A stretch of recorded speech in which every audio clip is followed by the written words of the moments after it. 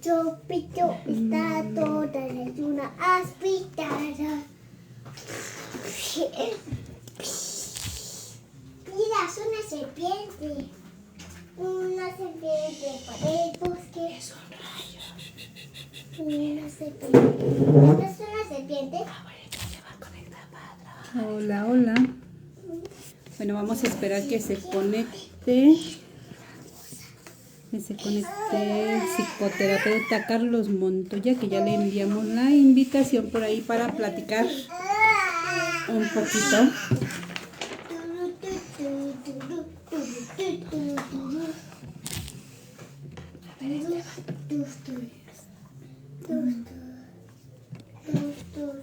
Hola, hola. ¿Estás por ahí, Carlos?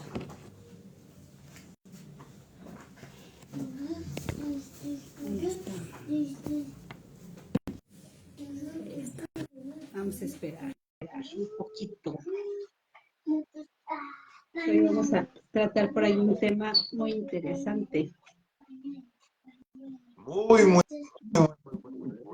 Eso fue mucho más fácil. Ya cada vez nos hacemos más diestros en la tecnología. Cada día se dificulta un poquito menos. Así es. ¿Cómo te sientes hoy, licenciada? ¿Cómo va todo? Pues muy bien, hay muy buenas noticias, así es que pues hoy es un buen día. Hoy damos inicio con un proyecto importante. Así es. Este proyecto del diplomado con Simón Tavera Romero de la Universidad Metropolitana de Jalisco. Todavía están a tiempo de inscribirse, por favor. Hay información en el Centro de Capacitación Integral y de Transformación, en las redes de Isabel Díaz Pérez, en mis redes, en las redes de Simón Tavera, también en la Universidad Metropolitana. A ver. Bueno, Bueno, si mencionan que lo escucharon en este espacio, se les hace un descuento adicional, así es que lo pueden aprovechar y ser parte de esta gran experiencia que da inicio el día de hoy, que pues va a ser un diplomado de excelencia. No es un diplomado más, es un excelente diplomado. así es. Estrategias y técnicas de comunidad terapéutica, ¿no? Si no me equivoco. Teoría y técnica. ¿Cómo? Teoría y técnica de la comunidad terapéutica. Así es. Dirigido por Simón Tavera Romero. Es sociólogo, antropólogo, psicoanalista y un montón de cosas más. Una vasta experiencia en el campo, que es lo más interesante aquí. Tipo muy fundamentado. Realmente que la verdad que mi admiración y respeto para el maestro Simón. A ver, bueno, casualmente pues tratamos en lo posible y hacemos día con día la divulgación en el área de la salud mental desde los basamentos de la evidencia científica. Siempre tratamos de ofrecer en cada uno de estas conferencias, de estas disertaciones, de estos diálogos, sean o en mis redes o en las redes ahora de la red de prevención, pues de hacer visible estructuras, hacer visible conceptos, hacer planteamientos teóricos, sobre todo acá en esta red de prevención del suicidio, pues por supuesto, del suicidio, ¿no? Que es lo que nos atañe como epicentro de esta plataforma, de esta red. Sin embargo, pues como lo decíamos en el live pasado, los que no lo han podido ver, les invito a que vayan para allá y lo escuchen, dura 1 hora y 15 minutos aproximadamente. Pero la idea de la prevención del suicidio no está en evitar la muerte.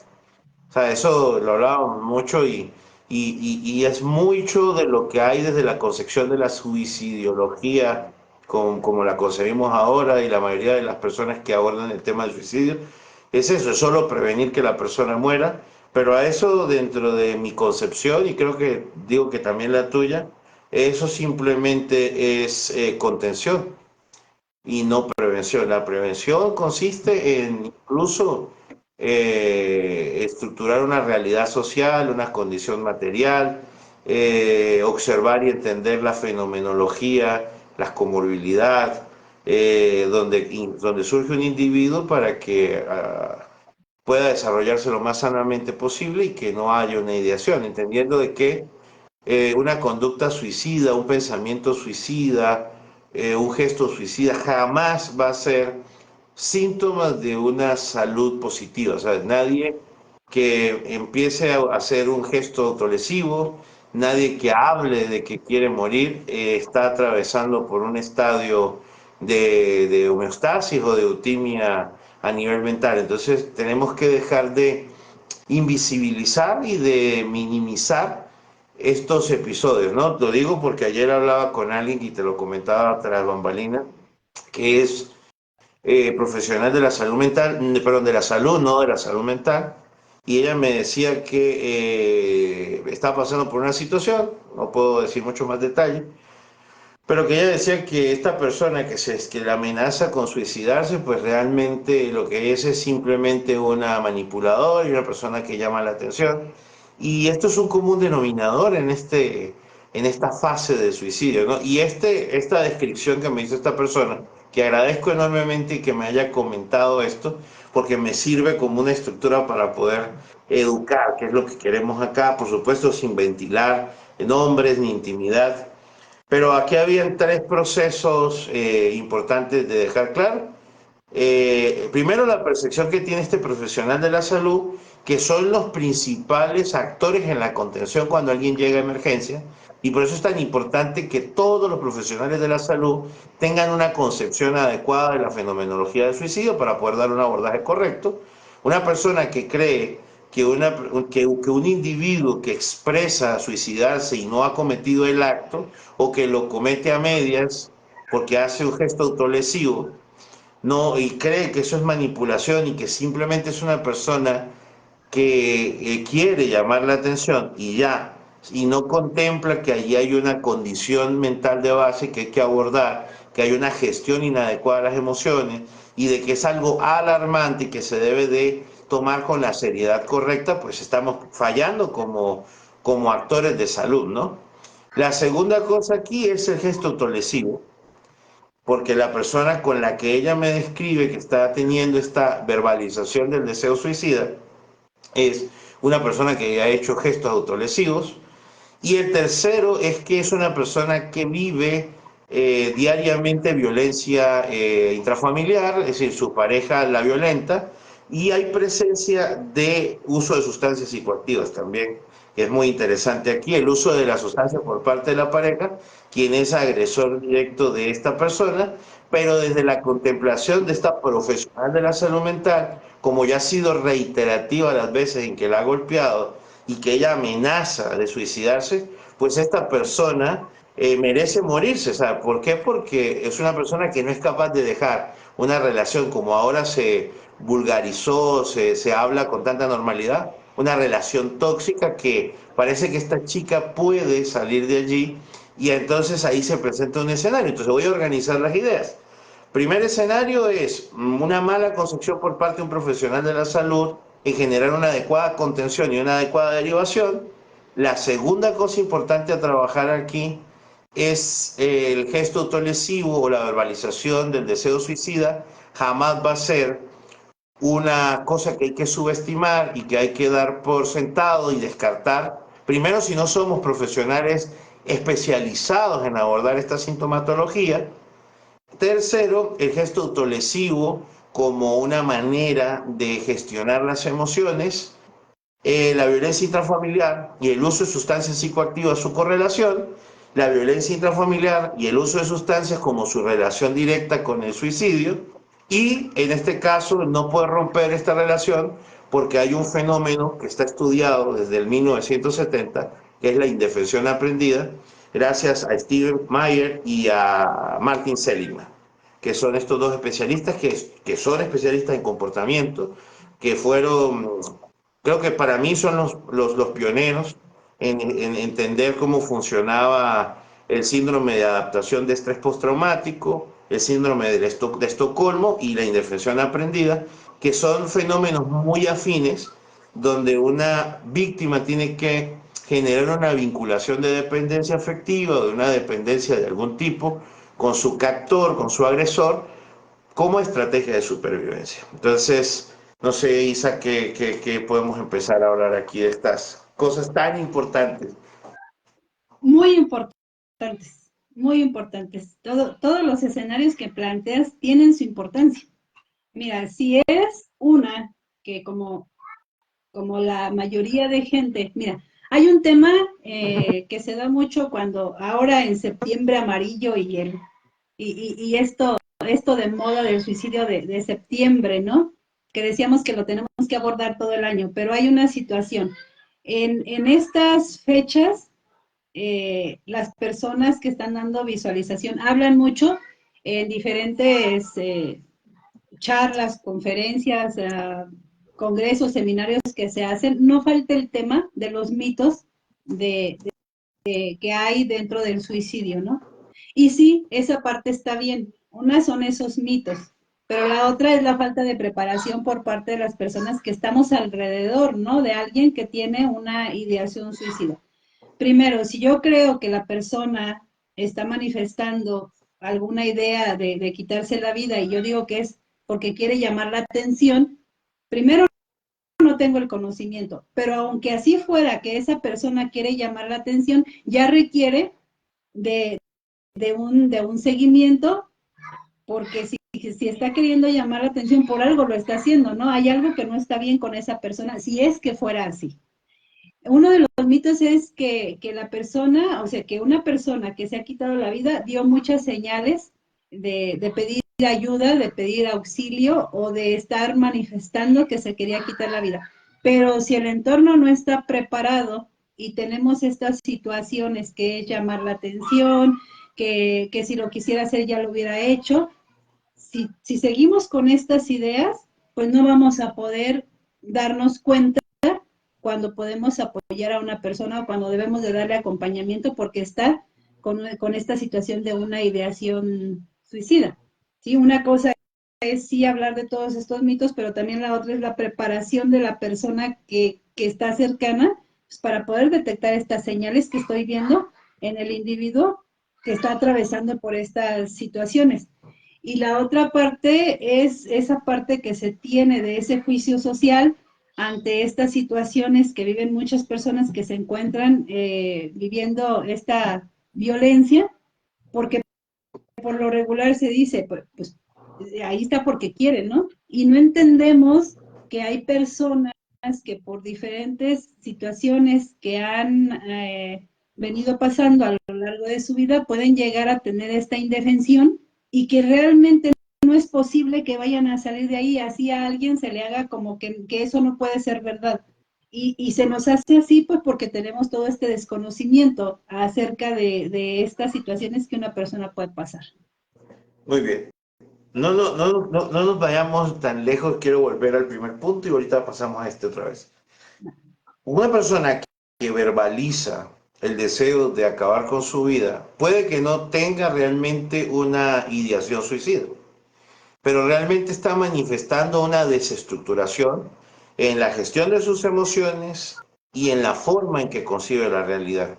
Entonces, así no sea inminente un acto suicida per se, debemos intervenir. O sea, lo que quiero dejar claro es, no todo aquel que habla de suicidio se suicida, pero no todo aquel, perdón, no todo aquel que habla de suicidio se suicida, pero todo aquel que habla de querer suicidarse está mal. Y está mal en el sentido no moral, sino está de manera insana efectuando una estructuración que debemos atender. Por ejemplo, haciendo un silogismo de unión de eventos, por ejemplo, si una persona que está sufriendo maltrato y no puede verbalizarlo, probablemente pueda hacerlo a través de un deseo o a través de un gesto suicida para poder llamar la atención, pero realmente llamar la atención a esta situación que se debe de intervenir. Ahora, en la indefensión aprendida, voy a unir estos dos puntos que hablaba ya Isa. Sucede algo que es la deformación de la estructura de la identidad del individuo que es sometido, ¿vale? Ahora, igual como yo abordo la fenomenología del abuso, para mí abuso sexual, por supuesto, es una forma de abuso distinto, pero el abuso físico también, siempre va a haber un sadismo, siempre va a haber una condición psicológica desvirtuada en el ejercicio siempre del abuso. Por eso a mí, como profesional de la salud y específicamente de la salud mental, estoy en contra del maltrato infantil, porque alguien que golpea a alguien que ama no está bien. Entonces, no puedo permitir que en el ejercicio de una relación de pareja haya un maltratador, ni psicológico ni físico. Pero ¿qué pasa? Es que hemos creado a ambas partes, así como digo yo que dentro del abuso sexual infantil no hay una víctima ni un victimario, sino ambas víctimas, en este aspecto también lo es. Entonces, muchas veces cuando el maltratador es estudiado, realmente haciendo una psicología forense, haciendo una investigación de lo que ha sido el desarrollo de sus conductas, pues también es un individuo que creció en un ambiente insano, donde fue maltratado, donde muy pocas veces son personas que desarrollan una conducta violenta por sí mismos, ¿no? Ahora, quiero dejar claro, no todos los violentadores tienen este atenuante, ni siquiera se transforma en un atenuante, sino muchas veces estos individuos pudiera pasar en una mínima cantidad estadística de que no vengan de una familia desestructurada, pero entonces aparecieron otros tipos de comportamientos insanos que también desarrollaron esta personalidad. Quiero dejar claro que esto no busca justificar el acto de esta persona de derecho violento y decir que está bien que lo haga, para nada. Es un comportamiento sumamente peligroso, sumamente insano, pero también cuando uno ve en esta dinámica donde hay un opresor y una víctima, la víctima también la hemos construido, porque la estadística también dice de que personas que han sido victimizadas a través de la violencia intrafamiliar por sus padres terminan en una relación otra vez víctimas por una carencia afectiva, por una normalización de un modelo de vinculación y dinámicas de violencia física, ¿no? Mira, ahorita que dices estas, es bien importante, yo así lo visualizo, sí, no vamos a justificar, pero sí es importante el ver en la figura de quien es el agresor, qué hay detrás, porque si no nos vamos a esos orígenes o a esas situaciones que empezaron a ocurrir desde su infancia, es lo más seguro, y que fueron transcurriendo hasta llegar a una situación de convertirlo en un agresor. Yo lo he comentado muchas veces cuando hemos hablado en algunos lugares de crianza, que ahí se está gestando tanto una víctima como un victimario por la crianza que estamos llevando. Entonces, si no vamos allá, no vamos a poder empezar con los temas de prevención. Y aquí la situación es que la mayor parte del tiempo se ha estado queriendo poner curitas, digo yo, ponerle curitas a las heridas sin irnos a esta parte de empezar con la prevención, porque ahí es donde está pues, lo más importante para que estas situaciones vayan cambiando, se vayan transformando. Sí es importante dar atención a los sucesos que ya están pasando, donde ya está esta situación, donde ya hay personas que lo están viviendo, pero la otra parte fundamental es empezar a tener esta cultura de la prevención y la vamos a empezar a tener cuando comprendamos que esa persona que hoy está siendo el agresor también tiene una situación de maltrato, tiene una situación de abuso, tiene una situación donde está distorsionada su realidad. Y como dices, habrá unos casos, pero muy específicos, donde sea otra la situación, pero por lo regular priva esto, ¿no? Entonces, el hecho de poderlo comprender de esa manera, de que también es una víctima, es lo que nos va a permitir darle importancia a este tema de la prevención. Hay algo aquí, por ejemplo, en esta estadística mínima de aquellas personas que tienen una condición sociopática o psicopática, pues entonces apremiaría la justificación biológica. Y es allí donde nosotros vuelvo y eso de... A ver, tú dijiste una frase que ahorita me pateó los artículos que, la detesto. Hablar de heridas, ¿no? Y eso se está usando muchísimo en la psicología banal de consumo. Y tenemos a esta tipa que no va a decir ni siquiera su nombre, que hizo lo de las heridas desde la infancia. Y siento mucho, ahorita veía casualmente personas con las que yo he trabajado, personas en las cuales yo fui su supervisor en la cátedra, tienen talleres para sanar las heridas y no sé qué. Realmente, muy pocas veces podemos hablar de heridas. Probablemente hay, pero en mi caso, que tiene una forma, un mecanismo estructural para poder expresar y poder describir la fenomenología.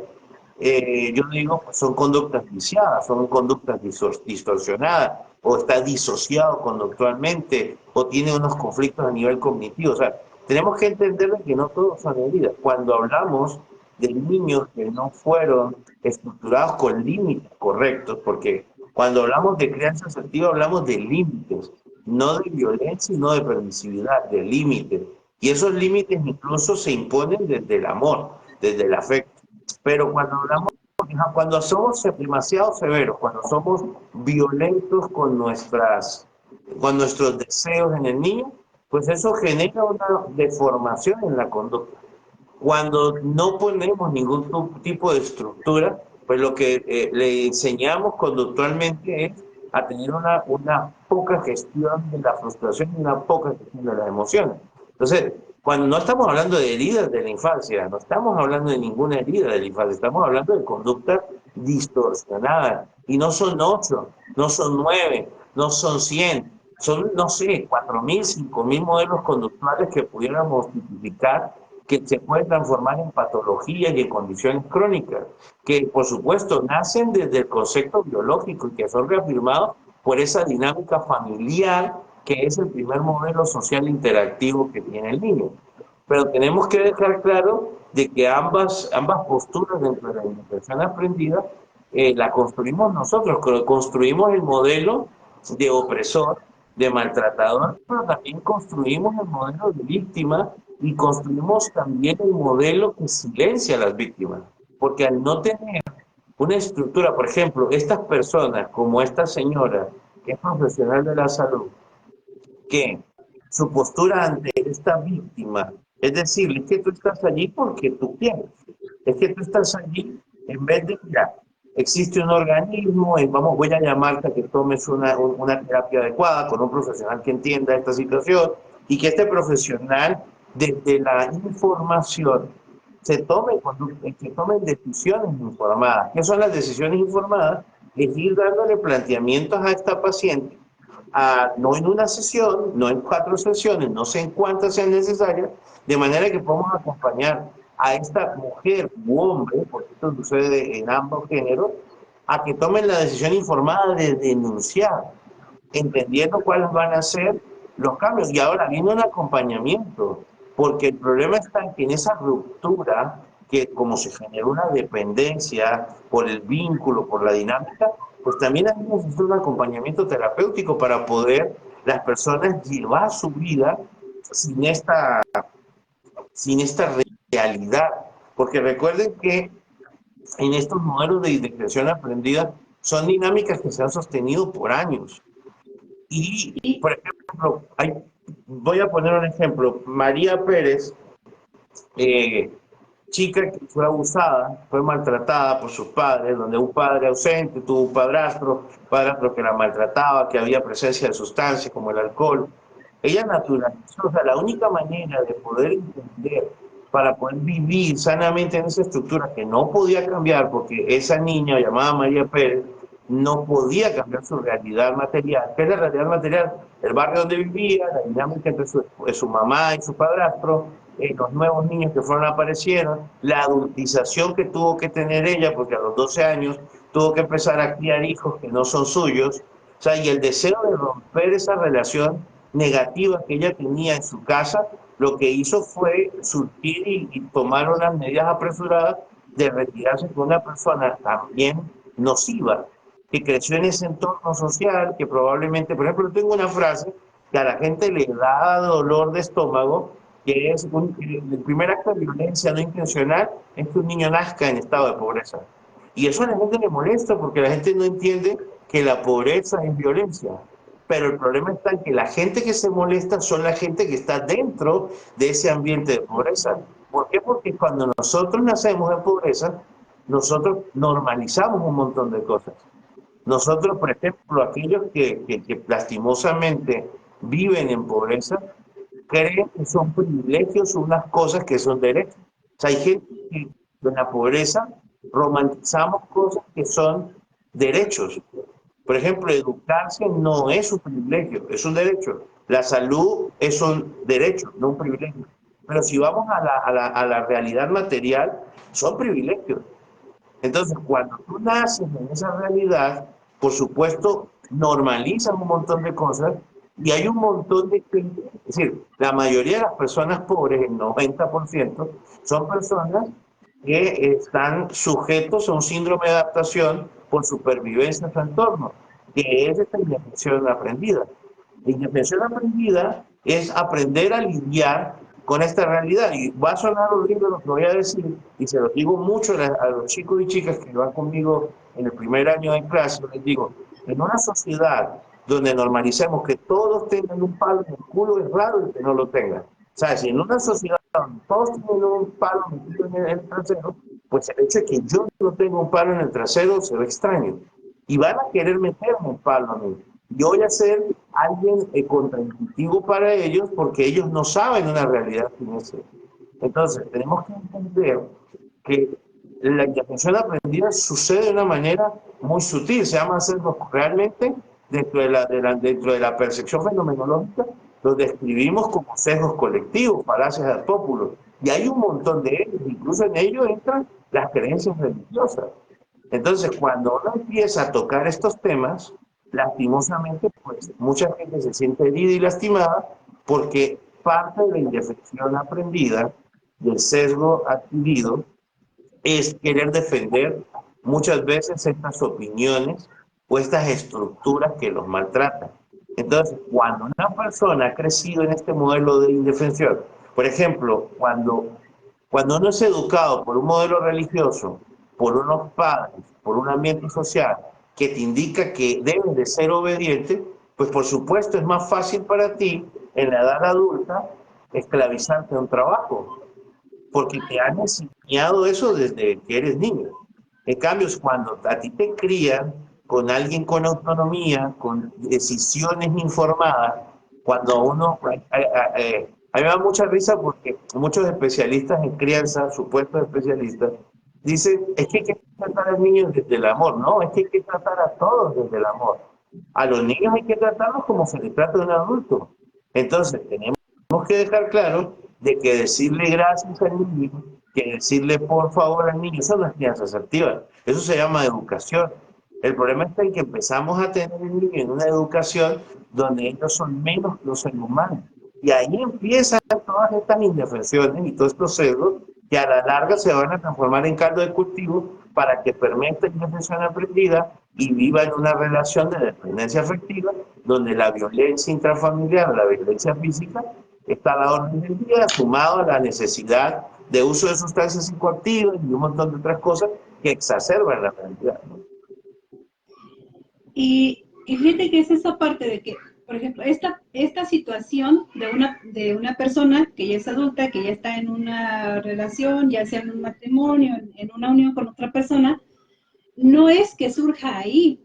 Eso ya viene desde antes, o sea, eso ya hubo algo en el seno familiar donde esta persona aprendió estaba leyendo ahí en este libro que te digo que estoy leyendo de la indefensión, el aprendizaje de contingencia. Eso viene desde esa infancia donde esta persona hoy en día dice, bueno, pero ¿por qué no puede salir de ahí? ¿Por qué si le la golpean se queda? Porque cuando estuvo, o esta red de apoyo que podría ser la que le ayude a salir de esta situación, fue esa misma red de apoyo que en aquel momento pues la violentaba, ¿no? Entonces, por eso es esta parte de la indefensión aprendida que se deja mucho de lado en las situaciones que después de adultos están viviendo y que pues la mayor parte de personas pues no lo comprende, ¿no? ¿Por qué no puede salir de ahí? Y eso se me hizo muy interesante, ese aprendizaje de contingencia que está dentro de lo que es la indefensión aprendida y esa parte que dices de la normalidad y que lo tratábamos en otro espacio, de que en realidad es lo normal, ¿no? O sea, para una persona depende en dónde estás, en dónde te encuentras, cómo El naciste, contexto. cómo has crecido, lo que va a ser la normalidad. Y eso es parte de lo que muchas personas nos cuesta trabajo entender, de decir, no, pues para él es normal. Sí, pero para mí es lo más anormal del mundo. Bueno, pero entonces desde ahí empezamos a ver que las condiciones de cada persona no son las mismas, que son diferentes, y que si no dejamos de ver las cosas desde ese juicio moral, no vamos a poder comprender. Y lo decíamos, ¿no? Una cosa es conocer la situación de la persona, comprenderla, y no que ahí se van a justificar las cosas, sino que desde esa comprensión ver desde dónde se le puede apoyar, qué es lo que necesita para poder salir de la situación que está viviendo. Y en esta parte de la violencia es bien difícil porque esa red de apoyo o esa red familiar que la persona tiene no va a comprender o no va a ser la más apropiada para darle acompañamiento y salir de donde está. Lo que pasa es que también están envueltas en el mismo sesgo, ¿no? Por ejemplo, hay gente que cree que leyendo un libro de autoayuda va a poder resolver situaciones personales. Excepcionalmente se puede, ¿vale? Excepcionalmente se puede, pero lo que la mayoría de las personas hacen es estar menos mal, no mejor, sino menos mal. Por ejemplo, ¿qué pasa cuando uno... Hay un problema que es muy difícil que suceda, y sucede en terapia, es que se genera una incomodidad llamada disonancia cognitiva. Cuando no, te lo digo yo, por ejemplo, va a sonar feo, nunca uso las anécdotas, pero voy a usar una aquí. En el caso de alguien como un profesional de la salud mental que tiene una maestría, que está especializado, que normalmente en su fase normal de su vida es una persona que promueve la farmacología, los tratamientos múltiples disciplinarios, y que en el momento de una fase depresiva o en una crisis mental sea una persona que quiera botar el medicamento, que no se deje tratar, ¿cómo lo explica? O sea, por ejemplo, y eso es algo que yo les digo mucho a los profesionales, no pueden esperar que un individuo que está haciendo o está atravesando por una distorsión cognitiva, por un conflicto conductual, tome las decisiones más adecuadas.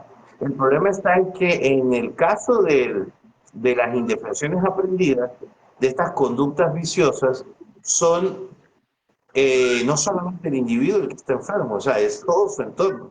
Y por eso no van a identificar lo anómalo. O sea, en un mundo donde yo mato, por ejemplo, uno de los factores que más inciden, aparte del biológico, indudablemente, pero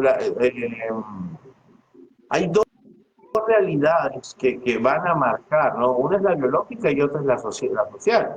Y haciendo uso de la estructuración del desarrollo proximal de Vygotsky, por supuesto, el primer modelo, la primera conducta a replicar son las familiares. Y vamos a venir así en una cantidad de horas. Y lo que hace la terapia muchas veces es intervenir en una realidad y poder hacer como una especie de vacío alrededor del individuo. Pero si el individuo sigue en interacción con ese entorno, va a ser muy difícil terminar. Por ejemplo, uno de los desafíos enormes es modificar conductas cuando un individuo está en un entorno negativo. ¿Y por qué digo esto? Porque en la adicción, en la naturalización del consumo de sustancias, por ejemplo, Colombia y México, que tienen Colombia, México, Honduras, Salvador. Salvador ahorita ha cambiado un montón, pero vamos a hablar de esta sociedad narcocultural donde se hacía apología a consumir. Por ejemplo, en Colombia hay una realidad que yo no había visto en otro país, que es aquí vestirse como un delincuente está bien visto, tener cortes delincuenciales está bien visto, adoptar esquemas, adoptar jergas de personas con conductas delincuenciales está bien visto. O sea, en contraposición del resto del mundo, nuestras culturas tienen una permeabilidad de esquemas producto a la naturalización y a la apología que se le ha dado a esas conductas, lo cual pues sirve como caldo de cultivo para estas conductas peligrosas que a la larga se van a asociar con un consumo problemático o con conductas antisociales y delincuenciales o con el lastimoso desenlace de una ideación suicida.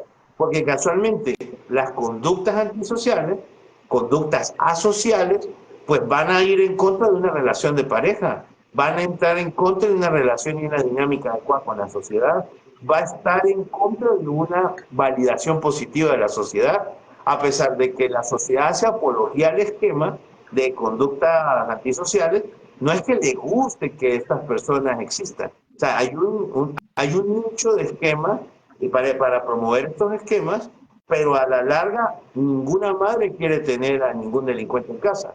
Ninguna madre quiere a una persona con uso problemático de sustancias. Pero entonces hay una disonancia en el discurso, hay una incongruencia en el discurso. O estamos comprometidos, pero eso no, como les digo, como vivimos metidos en este proceso, estamos metidos en esa naturalización, en lo que creemos que es normal, pues a nosotros no nos va a generar un conflicto hasta que haya un conflicto directo que atente contra la salud mía o de mis amados. Y es aquí donde entra el conflicto. Entonces, y ustedes dirán, ¿y qué tiene que ver eso con el suicidio? Tiene que ver con todo. Porque casualmente eso está íntimamente relacionado con las dinámicas familiares. La violencia, por ejemplo, no existe, mira, y me la juego con todo aquí. A mí me da mucha risa cuando hablan de feminicidio, de violencia intrafamiliar. Y yo digo, ¿por qué no hablamos realmente cuáles son las causales?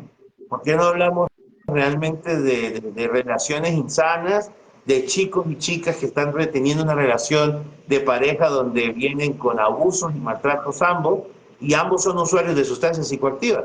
¿Por qué no decimos que no es violencia intrafamiliar, sino es una serie de conductas peligrosas y de hábitos peligrosos que se han construido a lo largo de la vida?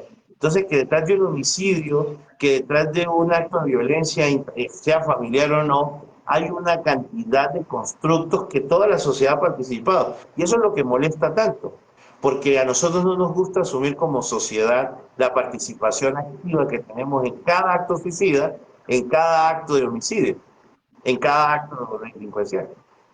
Sí, por lo regular la respuesta es, pero yo cómo, ¿no? Entonces, yo qué tengo que ver ahí. Si yo voy Claro que a tenemos que misa ver como todos los sociedad, domingos, claro que si yo hago tenemos el bien, que, exactamente, ¿no? Claro que tenemos que ver como sociedad y vienen aquí implementar estas acciones comunitarias para, porque por ejemplo, en este caso de una situación de indefensión, que por esa situación una persona no puede salir de la violencia que está viviendo y que esa red familiar tampoco le puede ayudar, pues se tienen que implementar las acciones comunitarias, generando, pues te digo, o sea, se deben abordar las situaciones que ya están, pero también se debe empezar con esta parte de la prevención para que esta realidad vaya cambiando. Y esa es la parte que cuesta trabajo. Entonces, también estaba... toca también permear dentro de la concepción hermenéutica jurídica. O sea, la ley no dispone una intervención a menos de que haya una denuncia. Eso es una, pero yo creo que esa es una parte muy importante, sí, pero no la más importante. Dentro de muchas intervenciones que he hecho, donde hay violencia intrafamiliar o violencia entre parejas, la, es que aquí hay dos víctimas. Recuerden que yo no quiero dejar que el otro es el hijo de la chingada madre. No, no, no, no, no. Aquí hay dos víctimas. Solo que una de las víctimas va a tener que pagar consecuencias penales. Eso es lo lamentable, porque no podemos dejar ese hecho punible sin sancionar. Pero lo que pasa muchas veces y que termina es que la mayoría de las mujeres, porque pasan en su mayoría mujeres, que terminan siendo víctimas de este mal llamado feminicidio, es que cuando buscan apoyo de la familia no hay un real apoyo. O hay quejas o hay críticas a su proceder, o lo que yo les decía, cómo se ayuda en el suicidio infantil cuando un niño es violentado en casa, cuando un niño es maltratado en casa o es abusado sexualmente en casa, ¿cómo puedes ayudarlo a través de una red de apoyo si la red de apoyo es el vicio? Es la que está viciada. Muchas de estas niñas que ahora están en un matrimonio que no desean una dinámica viciosa, no pueden acudir a sus papás y a sus mamás porque o no existe, o son personas muy insanas y no encuentran realmente apoyo. Vamos a imaginar que usted como familia que me está escuchando hoy, usted no es esto, usted no es la dinámica negativa o ya no es la persona negativa, porque también tenemos que dejar claro de que nosotros como padres cometemos errores y que con los años vamos aprendiendo a no cometerlos tanto y que ahora usted sabe que debe apoyar a su hija, pero no sabe cómo hacerlo. Entonces, hasta este momento usted siempre ha tenido quejas de cómo actúa su hijo o hija, pues en este momento bríndale apoyo, dígale que, porque una de las del síndrome de adaptación para sobrevivir es por las condiciones económicas. Una de las violencias más grandes que sufre la mujer cuando está secuestrada por la violencia intrafamiliar, la violencia de género que llaman, es porque no tienen habilidades económicas. Y si usted como familiar, hermano, hermana, amigo, primo, no sé, lo que sea, usted le puede decir, mira, vas a contar con la comida, vas a contar con el apoyo, te voy a dar un buen respaldo, te vamos a llevar un acompañamiento, pero no va a pasar, o sea, no te vas a quedar sola o no te vas a quedar solo después de que tomes esta decisión. Lastimosamente, muchos de estos chicos y chicas que están viviendo violencia también pasa mucho en parejas homosexuales, lastimosamente, no sabes la cantidad de violencia intrafamiliar que sucede en parejas homosexuales, que son mucho más susceptibles a la ideación suicida y al acto suicida como tal, por un montón de factores que tienen que ver incluso con la aceptación de su realidad sexual, no tienen apoyo. Y cuando tú llegas y de verdad le puedes ofrecer una red de apoyo y protección, pues por supuesto que van a poder lidiar con esa realidad y van a poder salir de ese síndrome de Estocolmo, este síndrome de indefensión o síndrome de adaptación de estrés postraumático. Pero requieren apoyo y el apoyo tiene que ser económico también. Fíjate, esa es la parte que te digo yo de que estos temas de prevención se tienen que ir manejando y que se tiene que ir visualizando también, ir viendo en la localidad donde te encuentras los mecanismos, porque hay instituciones que brindan apoyo, pero que nunca va a ser el suficiente, pero que existen y que a veces no tenemos el conocimiento de ellos o cómo poder acceder a una situación de apoyo para las personas que están siendo víctimas en el momento. Y, yo creo que esa es parte de la labor pues que se tiene que hacer, de dar difusión, de a dónde puedes acudir, qué puedes hacer, qué protocolos se deben de seguir, y las personas que están al lado, que están viendo esta situación, pues dejar esa idea de que quién va a querer sufrir de esa manera, de que te estén dando unas golpizas a cada rato, de que tengas miedo porque te están amenazando que si te vas te van a quitar a tus hijos, que hay un montón de cosas en torno a la situación de violencia, son muchas situaciones. Por lo regular, cuando se es madre, pues el temor más grande que tienes es no volver a ver a tus hijos, ¿no? Entonces, si se está amenazando con esta situación, pues bueno, es empatía bien entendida, ¿no? Y no estar desde el juicio, sino de ver qué estrategias podemos hacer para poder brindarle apoyo a la persona, ver qué mecanismos existen y brindarle esa atención y quitarnos de la cabeza esa idea de que sufre porque quiere o de que se quede ahí que porque por su gusto está ahí la persona. Desde ahí pues estamos... Voy a decir algo tan terrible que escuché en terapia. Una chica me dijo una vez que en comparación de las palizas que le daba a su padre, su novio, esposo, no la maltrataba tanto. Y esto me duele más porque hace poco, yo te lo conté a ti en un diálogo que hice, parte de mis entrevistas, cuando ahora que estoy trabajando en el desarrollo infantil, yo le pregunto a los niños, estoy hablando que yo trato de niños de 4 a 11 años, y estaba hablando con una chiquilla ¿qué? De 7 añitos, segundo grado, primer grado de básica, y yo le pregunto, corazón, ¿tu mamá te golpea? Y me dice, lo normal. A mí me pegan lo normal. Entonces, cuando uno llega a ese punto de normalizar la violencia, pues creces creyendo que todo aquel que te ama, pues debe de golpearte. Y que está muy bien y está normal que alguien te maltrate, psicológica, dentro de, de lo psicológico está lo verbal, pero específicamente en el aspecto físico, que no quiero dejar claro aquí que cuando se para este modelo de violencia no significa que uno sea menos maligna que la otra, que la violencia psicológica es tan dañina y letal como la violencia física, y conozco un montón de parejas supuestamente que viven felices, donde han sido sometidos a violencia psicológica durante 25 años, y creen que eso está bien solo porque su mamá y su papá han vivido 30, 40 años haciendo violencia física y que pues, en comparación con mi padre, pues a mí me ha ido mejor, ¿no?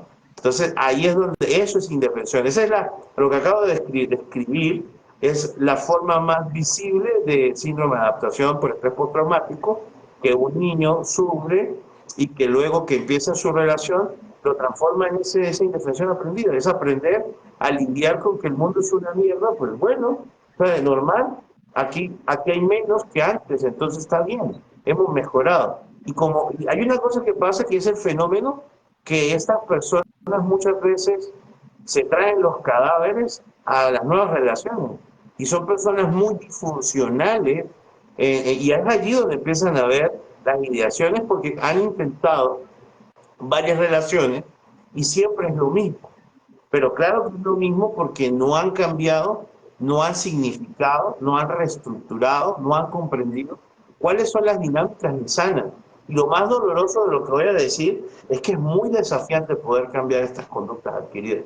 ¿Sabe? Por ejemplo, cuando nos acostumbramos a la violencia que viene desde nuestra infancia, en la adultez nos parece extraño poder tener una dinámica de relación donde no hay violencia, donde Fíjate no que hay pasión, eso que donde no hay mencionas, violación a la privacidad. Dígame. eso que mencionas es bien triste vivirlo, o sea, experimentarlo, de una persona que ha vivido siempre en gritos, en malos tratos, en vejaciones, en golpes, en donde el discurso hacia esa persona, eres un tonto, eres un estúpido, no vales nada, eres lo peor, y que de repente logra salir de ese ambiente y está en un ambiente donde se le brinda amor, se le brinda respeto, eh, y, y, y, que, y que no se siente bien, porque está esperando la agresión, porque está Está en esperando. una expectativa ansiosa de que todo va a salir mal. Y dices, qué fuerte es a lo que esa persona estuvo sometida y todo lo que tuvo que experimentar para que pudiera ser, y lo digo entre comillas, extrañe el trato que estaba teniendo. Porque no cree que pueda ser posible que a qué horas van a empezar los gritos, o sea, a qué horas me van a maltratar. No, y hay una Es cosa a también ese que lado. hay una, yo tengo un taller que habla de eso. Es un taller que tiene 3 módulos que se llama Amor Deformado, no sé si lo has visto.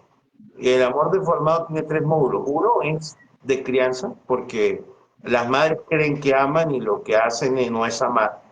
¿Sabe? Muchas veces es transferir la vida incapaz que han tenido, las conductas adquiridas negativas en la crianza. Bueno, entonces la segunda es interpersonal. A veces creemos que nos amamos y estamos siendo sumamente nocivos, ¿no? Y el otro es amor deformado en la relación de pareja, que ese es el mito de la media naranja, ¿no? Que venimos a buscar a alguien que nos viene a completar, pero realmente no nos va a completar absolutamente nada. Nuestra obligación, primero, no es que estar completos como una naranja, o sea, tenemos que empezar a desarrollar dinámicas muy personales dentro de nosotros. Pero la mayoría de la gente está buscando una utopía porque no saben lo que es el amor. Y el amor es algo que hay que significar en el siglo XXI. Tenemos que aprender, porque en aras del amor se han permitido un montón de cosas, se han hecho mucho mal. Eso es igual que el nombre de la fe, ¿no? Y el nombre de Dios se ha hecho un montón de daño. Entonces tenemos que dejar claro de que tenemos que mm, aprender a estructurar conceptos mucho más adecuados y específicamente establecer conceptos de uso colectivo, porque casualmente todos estos conceptos que vienen muchos de México, del amor romántico mexicano, ¿no? De donde se sufre, donde se bebe. Por ejemplo, la dinámica de beber para gestionar las emociones viene muy culturalmente de México y a veces la gente no entiende por qué. Pero, a ver, no estoy culpando a México de nada, sino es una visibilización que se transforma en cultura. Y tenemos que dejarlo claro, o sea, que no está bien. No es que sea malo, es insano. No tiene nada que ver con la moralidad y que una actitud como esa no es cultura. Que tenemos que dejar de naturalizar, gestionar las emociones de esa manera porque no es saludable, porque tenemos que aprenderlo a hacer de otra manera, y el aprenderlo a hacer, pues va a tener implica un proceso bastante complejo, no imposible, pero muy complejo, que consiste en aprender a, no a derogar, sino a comprender que muchas cosas que daba por ciertas ya no lo son. O sea, porque, por ejemplo, el típico, mi mamá lo hacía así, mi papá lo hacía así. Y esa casualmente es una de las frases que más cubre la indefensión aprendida.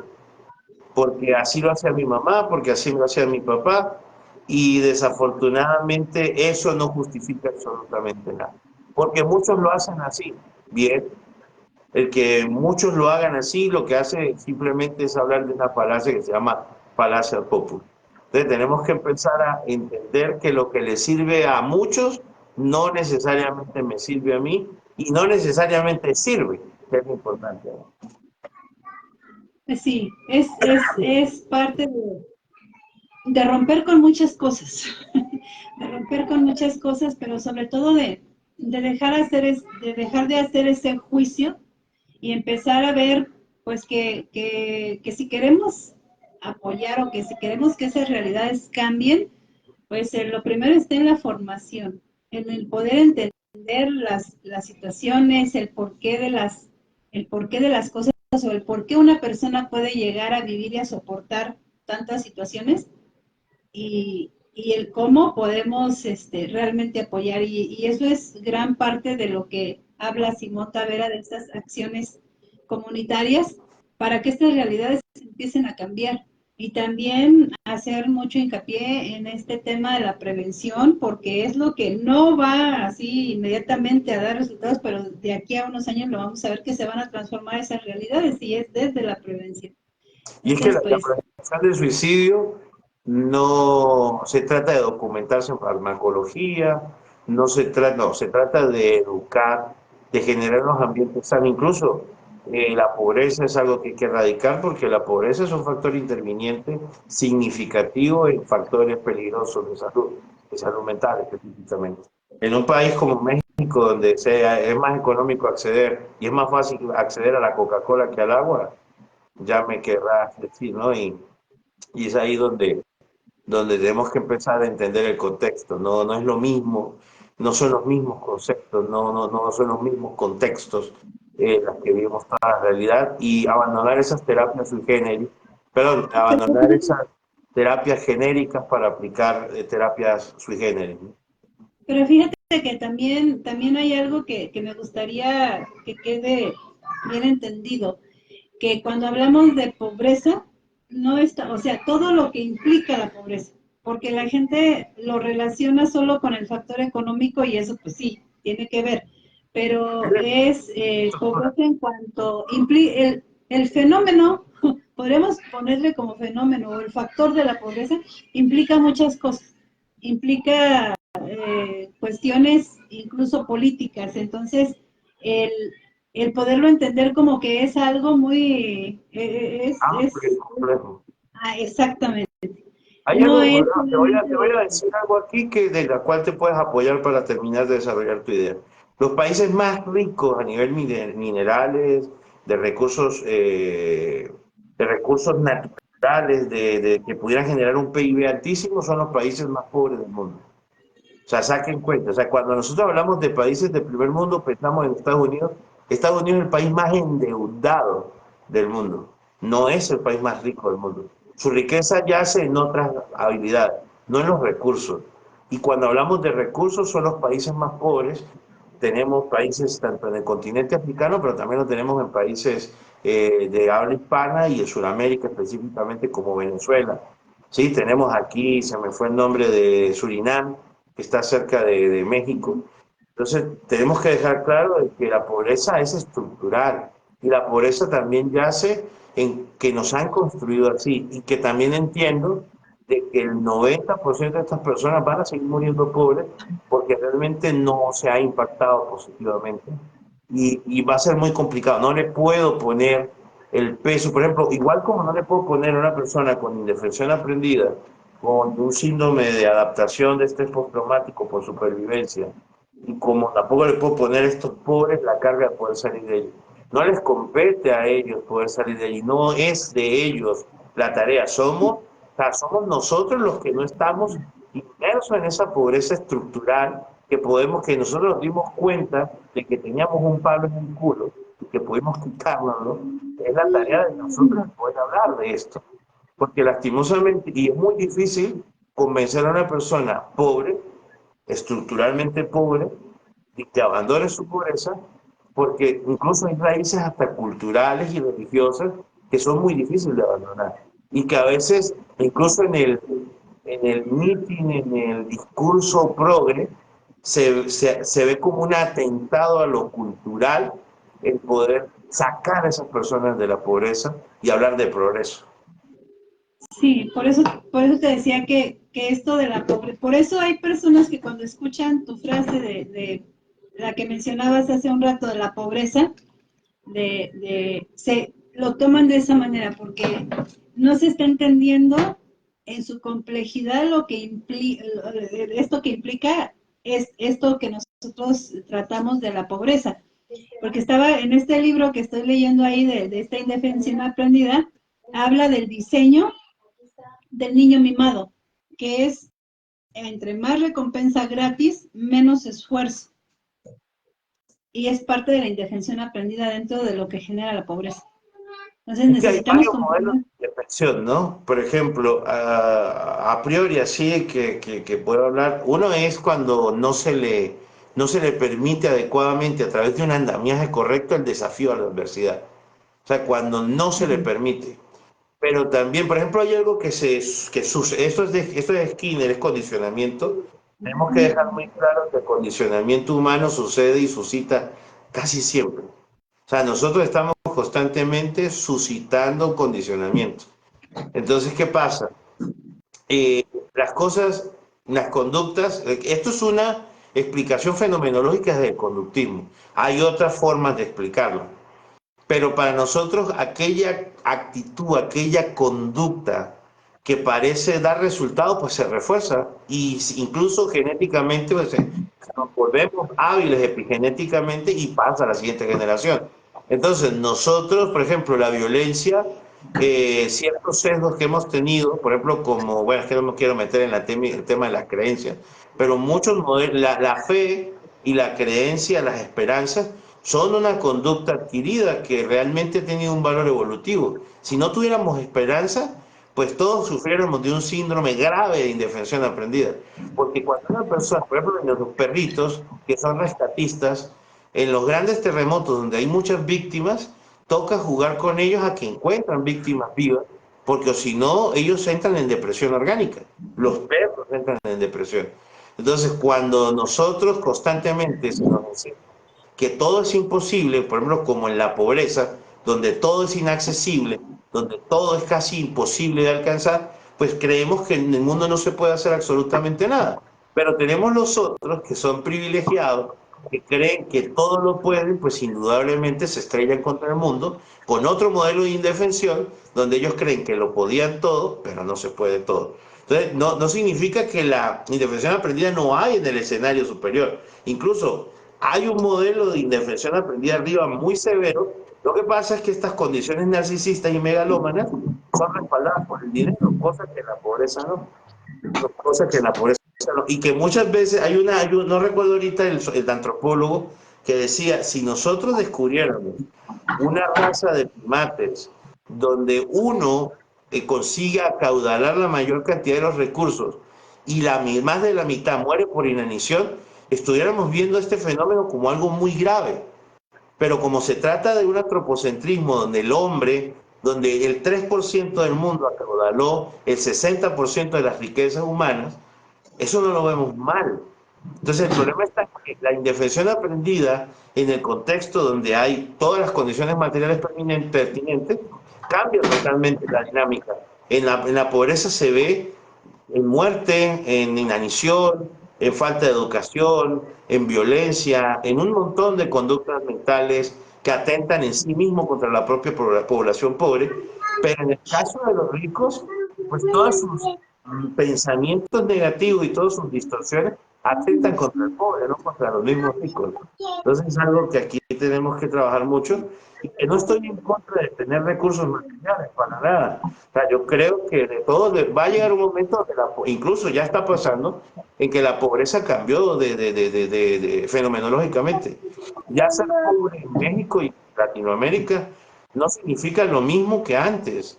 Yo tengo esta anécdota y te la contaba hace tiempo también, que venía en un Uber y la persona me decía, ay, yo soy de clase media, ¿no? Y le decía, ¿cómo que eres de clase media? Me dice, sí, pero yo tengo carro, casa, y si no trabajas, ¿qué pasaría? Pues no como. Y yo le digo, entonces tú no eres clase media, tú eres clase obrera y eres pobre, porque casualmente la clase media son personas que puedan tener una inversión que genera recursos. O sea, cuando uno tiene inversiones pasivas que generan activos, a eso se le llama clase media. No una persona que tiene que salir a trabajar para comer. Entonces lo que pasó fue que la pobreza cambió de forma. Ahora somos pobres con iPhone. Y ya. Sí.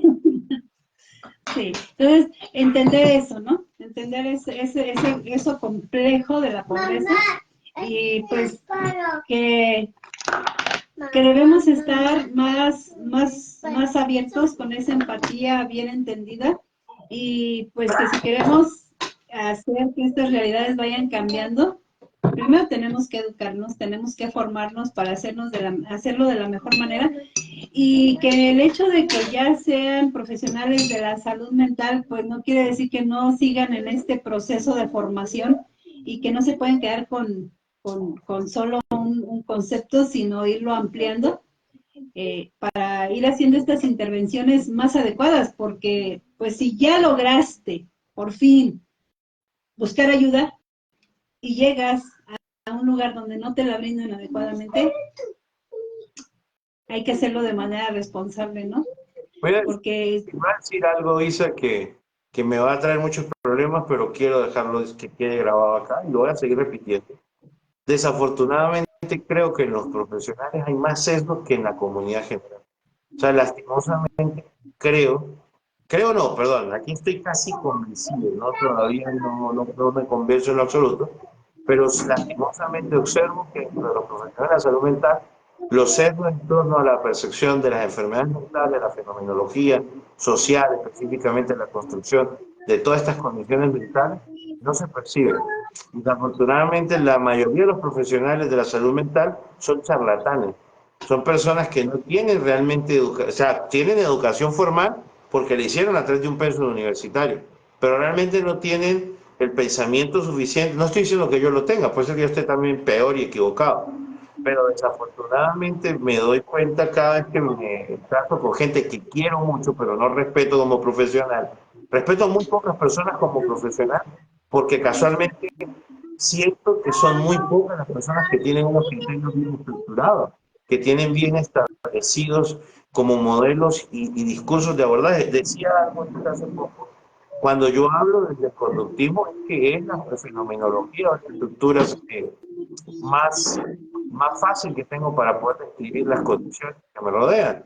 Pero está Carlos Rivero Frank, que tiene otra percepción, está Simón Tavera, que tiene otra percepción, está Tames, que tiene otra percepción, y son gente que respeto, y son gente que voy a citar, y gente con la que me voy a sentar a hablar, porque también entiendo de que ellos ni siquiera están convencidos igual de que sus modelos y sus discursos sean absolutos, igual como yo no estoy convencido de que mi discurso sea absoluto. Pero desafortunadamente los otros, la gran mayoría de personas con las que me topo, pues casualmente se casaron con ideas muy peligrosas, que algunas son acertadas, como tú dices, y a veces me molesta mucho eso cuando hablo contigo, que me dices que él tiene buenas ideas, sí, pero desafortunadamente dentro de ese mar de mierda que tiene en la cabeza, tiene esa buena idea, y en aras de aplaudirle esa buena idea no podemos permitir que ese discurso se propague. Entonces, ahí es donde está el conflicto de los sesgos, porque a mí me gusta la falacia ignorante, ¿no? O sea, entender que todos somos ignorantes es interesante, perfecto. Cuando las personas, hay muchas personas que no son profesionales de la salud mental, su ignorancia les permite un aire de humildad.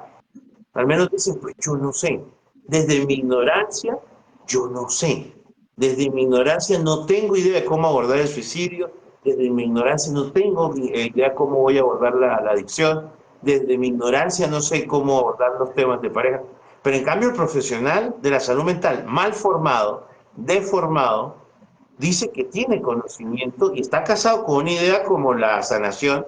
Mira, cada vez en estos días tenía a alguien un poquito, yo la tenía en un muy buen concepto, hasta que empezó a hablar de sanar las heridas. Y yo dije, vaya a comer mierda. O sea, todo lo que yo creí que esta persona podía aportar se acaba cuando habla de este tipo de cosas, porque esto solamente pone de manifiesto la poca profundidad que tiene en torno a ese conocimiento de la estructura del ser humano, ¿no? Y ahora lo que quiero dejarles claro es que yo soy ignorante. O sea, yo lo único que sé es que sé muy poco. Hace poco lo hablábamos tras bambalinas de que nosotros decimos, gracias al conocimiento que tenemos ahora, que no es nada porque realmente nos damos cuenta de que no es. O sea, solo sabemos que no sabemos. Y por ejemplo, veo a estas personas hablando de interpretar sueños, de interpretar heridas de la infancia. Hay un montón de cosas que están pasando muy mal y que se le están dando valor de estrategia y estructura y herramientas científicas. Entonces tenemos que tener mucho cuidado con esto. Muchas veces la respuesta, por ejemplo, a priori, la respuesta que yo doy es que no sé. Tengo que entender el contexto. Entonces, ningún profesional puede hacer una aseveración absolutista frente a situaciones. O sea, tenemos que estudiar a cada uno, y ahí hablo de Carlos Rivero Prat, esta necesidad de individualizar y de ser subjetivos en el abordaje.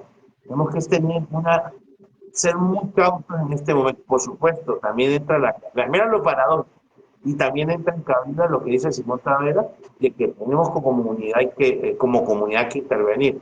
Pero por supuesto, hay unas herramientas que se atañen al abordaje individualizado y subjetivo, y hay otra herramienta y otro andamiaje para imponer a la cultura, para imponer a lo colectivo, para imponer a esta red de prevención comunitaria o de abordaje comunitario. Y ustedes dirán, ¿y qué tiene que ver esto con prevención del suicidio? Pues que para poder hablar de suicidio no hay que hablar de suicidio.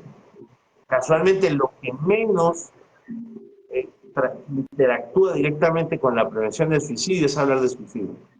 Fíjate que aquí viene esta parte como cuando hablamos de adicciones, lo que menos tenemos que hablar o que menos tendríamos que hablar es de la droga y de la sustancia. Exactamente, aquí en el suicidio lo que menos tendríamos que estar hablando del suicidio, sino de todo este antes, todo este andamiaje que debe de haber antes para hablar de lo que es la prevención. Y fíjate que en esta otra parte donde dices de no estar casado con una sola idea, hoy en día agradezco el haber entrado a estos temas desde la total ignorancia y poder estar con esa disposición de escuchar a tantos profesionales que he tenido la oportunidad de escucharlo, valga la redundancia, porque el no estar, como tú lo mencionas, el no estar casado con esa idea y estar receptivos a los diferentes enfoques es lo que te va a ir permitiendo formarte un criterio y que te va también reconocer todo lo que hace falta por comprender y que no puede ser solamente un solo enfoque o una sola situación de que las cosas solo así pueden ser, porque eso es lo que limita demasiado a muchos de los profesionales, el que solo es así y solo como yo digo y no tengo apertura para nada más, porque aparte hay una situación que daña mucho la profesión y que es el ego.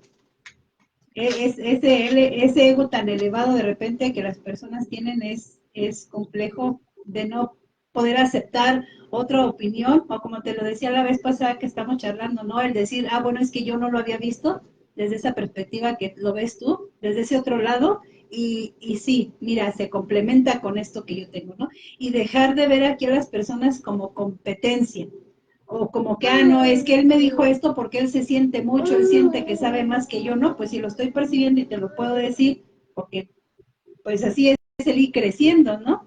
El ir aceptando que hay algo más o que yo puedo estar mal en una situación, sino de qué otra manera se puede seguir creciendo. Hay muchas situaciones, hay muchas situaciones, pero sobre todo, Voy a citar a un gran maestro llamado Carruyer, que murió. Me decía que no hay un tonto más tonto que discute con otro tonto. También hay gente que realmente no va a cambiar su percepción de la realidad, que están casados con su vida, les conviene, por ejemplo, si hablamos de toda esta gente que ahora es coaching, yo sé que con el respeto del profe Hernán, yo jamás le voy a decir coach al profesor Hernán, me parece que es un término que debe de ser muy cuidadoso en el área de la salud. Desafortunadamente, ahí Carlos Rivero se está escuchando, se va a reír, pero él y yo populamos mucho y que se ha pervertido este tema y es muy peligroso y que debe de haber unos límites enormemente con el abordaje de estas personas en la profesión de la salud mental o en el ejercicio de la salud mental, pero también te entiendo de que pues su iniciativa al principio era dar apoyo, ¿no? Y que tenemos que o poder reivindicar ese funcionamiento, pero casualmente aquí hay mucha gente que ni siquiera se denomina coach. Por ejemplo, tenemos esta gente, por ejemplo, estos días escuchaba a Yukoi Kenji, que es sociólogo, y él tiene un impacto en la salud mental increíble. Afortunadamente lo que dice no es tan peligroso, pero a veces, y a mí me gusta porque él lo dice, es mi criterio personal, ¿vale? Y es muy complejo para él poder abordar todos los temas porque casualmente él no es un profesional de la salud mental. Y cuando él habla de la disciplina, tarde o temprano vence a la inteligencia, pues él lo dice en un escenario y en un contexto específico. Entonces tenemos que entender de que muchos profesionales que están haciendo divulgación y muchos coaches están haciendo divulgación. Por ejemplo, esta chica Patricia, que tú estos días me decías, por supuesto, en este ámbito y en ese contexto, pues tiene un significado distinto. Entonces, lo que pasa es que también las personas, los que son usuarios, que van a ser nuestros potenciales pacientes, no entienden la diferencia. No entienden, por ejemplo, cuándo debería ir a una charla de risoterapia cuando necesito es otro modelo de abordaje. mira, es que esa es la situación que, como lo mencionas, que debemos de conocer cuáles son esos límites, porque hay algunas disciplinas que pueden ser complementarias y que pueden ayudar a lo que es un tratamiento formal dentro de la salud mental, pero que se debe de delimitar hasta dónde y cuándo es conveniente. Lo que aquí está mal es que ahora surgió esta corriente que ha venido a denigrar mucho esta figura del coach, porque ahora se pretende que yo soy quien te va a resolver el problema. Y eso no es así. Y es porque se ha venido pervirtiendo esa formación. Para empezar, debe haber una formación formal y después que es complementario, es como un acompañamiento complementario a una situación de salud mental hasta ciertos límites y en algunas ocasiones. Aquí ya lo peligroso es que hay personas que están acudiendo, en vez de necesito un tratamiento formal y estoy acudiendo a estas situaciones pensando que ahí es donde se me va a resolver. Y la falta de ética de muchas personas que lo están llevando a cabo hoy en día, pues no necesitas nada más. Aquí yo te voy a dar el acompañamiento y lo vamos a lograr, ¿no? Este es el Entonces, Mira, hay una cosa que ahorita se me vino a la mente viendo aquí los puntos que anotaba. A ver, sí, muy bien que saquemos el coach. El coaching está siendo lastimosamente mal usado. Hay pocos profesionales coach que conozco que lo hacen bien, muy pocos, casualmente la gran minoría, entre esos está Hernán y Patricia, pero también hay un montón de psicoterapeutas con validación profesional, con carrera universitaria, que hacen cosas peores. Y es lo peligrosísimo. Y es lo que decía Hernán, ¿te acuerdas? Que él decía, sí, yo sé que ustedes atacan el coach y tal. Y la mentira, que Hernán no fue así. Pero él decía, pero también pongo en evidencia que hay profesionales. Sí, es lo que acabo de decir. Hay malos profesionales de la salud mental, especialistas, psiquiatras con tendencia psicoterapeuta o psicólogos con capacidad psicoterapeuta que están haciendo las cosas mal. Y voy a hablar algo aquí, que es una de las tendencias más peligrosísimas, es a tratar estos temas de indefensión aprendida y estos temas de adaptación por estrés postraumático y estos síndromes de adaptación de síndrome de Estocolmo, o todo lo que tiene que ver con el estrés, el EPT, con esta constelación familiar.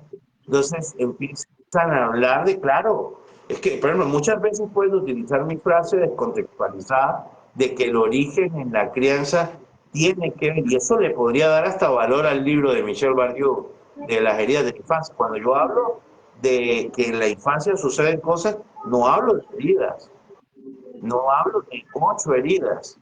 Y cuando hablo de las constelaciones familiares que se usa tanto, incluso por lo, bueno, no voy a hablar como tal, pero muchas estructuras supuestamente que se dan hasta en la universidad. Yo conozco gente que habla de constelación familiar dentro de la universidad y que acusan a personas de desarrollar las conductas peligrosas. Eso tenemos que dejarlo claro. Incluso esto de la biocodificación, y tanto nosotros nos reímos de la neurobiopsicodificación, no sé cómo le llaman, que culpan hasta un ancestro que ya no está vivo. Y escuché a una profesora de la Universidad de España, en la maestría, hablando de que heredamos estos pensamientos y que hay niños que no tienen trastorno de déficit de atención y hiperactividad, sino que tenemos niños que están desposeídos. Cuando tú escuchas a una doctora, o tenemos a María Rojas Escapé, que adicional hay cosas en las que yo digo, bueno, aquí esto tiene, o sea, y es donde vienen las medias verdades. Entonces tenemos que tener muchísimo cuidado porque muchos profesionales están ventilando y están usando estrategias que no tienen valor y que no tienen sustentación, y que la Organización Mundial para la Salud, que la Organización Panamericana tampoco, y que ningún comité de ética a nivel de psicología, y específicamente los comités que están basados en evidencia científica, no avalan. Fíjate que es bien, bien difícil, por eso que no se pierdan este taller del pensamiento crítico, porque eso va a servir un montón para poder comprender o para poder detectar estas situaciones, o qué sí es y qué no, poder tener este discernimiento, porque hay personas que sí hablan de estos temas como un complemento, lo hacen con mucha formación, lo hacen bien, pero desgraciadamente toda esta otra parte que está muy contaminada, se está haciendo mal uso de todo esto, y pues las personas en su vulnerabilidad, en su desesperación y en su ansiedad de querer curas y respuestas mágicas, pues cae fácilmente, ¿no? Pero, por ejemplo, Carlos Rivero Frank, que también ya va a haber un diplomado próximamente, hoy inicia el de Simón, y el 26 de octubre esperamos que esté iniciando con Carlos Rivero Frank. Él habla, por ejemplo, de que hay vibradores altos y vibradores bajos dentro de las personas que tienen consumo de usos de sustancias, pero ahí vamos a ver desde qué fundamentación está hablando de esta situación, y no como lo veíamos por ahí en una conferencia, ¿no? De que vamos a vibrar bonito y todo se compone. Pues claro que no, es desde otro concepto, con una fundamentación y haciéndolo de una manera profesional. ¿Por qué se está refiriendo a esos términos? Y es lo que hoy en día, pues en como lo decías tú y lo dice Carlos Frank también, estos vendedores de aceite mágico, decías, ¿no? O de aceite de serpientes. Y todos estos charlatanes, y que muchos se ofenden, pero bueno, no, si tú lo estás haciendo de manera profesional, responsablemente, adelante. Y si no, pues hay que ver qué estamos haciendo mal. Pero dentro de la salud mental, como en muchos de los demás ámbitos, como lo mencionaba Hernán, pues siempre vamos a estar expuestos a estos pseudoprofesionales, ¿no? Entonces, aquí la idea es que dentro de esta prevención en salud mental que estamos proponiendo, y que pues mucho de lo que hemos hecho está encaminado allá, es esta psicoeducación para que las personas en un momento dado que requieran una atención, pues puedan buscarla mejor. Yo creo que eso es también parte importante de lo que estamos haciendo, y uno de nuestros objetivos principales también. Instaurar en el colectivo conceptos adecuados, que estén basados en evidencia, ¿no?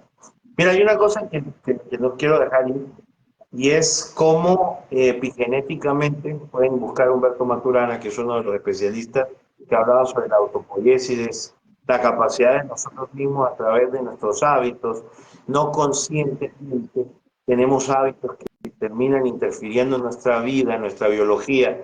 Por ejemplo, teniendo hábitos alimenticios, modificar la interacción de nuestro páncreas, alterar nuestra microbiota y por ello también alterar incluso la dinámica de nuestras sustancias, de nuestras neurosustancias, ¿no?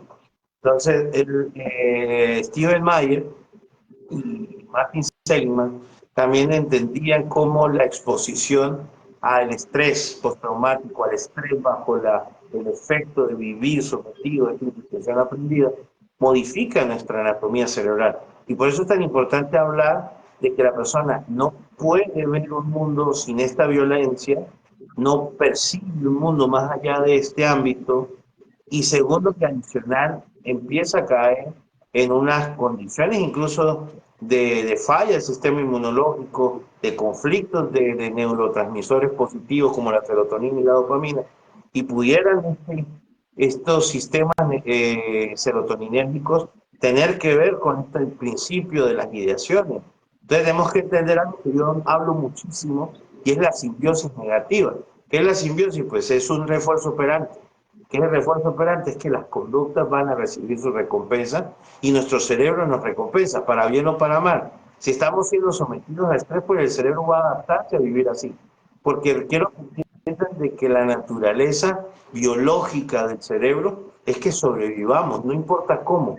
Hay una tendencia que suscita mucho, y pasó cuando suscitó lo del COVID, y es que nuestro cerebro genera un proceso inflamatorio para podernos ayudar a sobrevivir, pero ese mismo proceso autoinmune termina haciéndonos daño a nuestra funcionalidad, porque al cerebro no le importa que perdamos una pierna, el vaso, lo que importa es sobrevivir, no la calidad de vida. Nuestro cerebro no entiende, o sea, quiero que entienda, la gente a veces cree que nosotros, el consciente, es nuestro cerebro. Nosotros no somos nuestro cerebro, ni siquiera somos nuestra mente. O sea, es una convergencia muy complicada de explicar, lo que conlleva a la identidad, a la conciencia.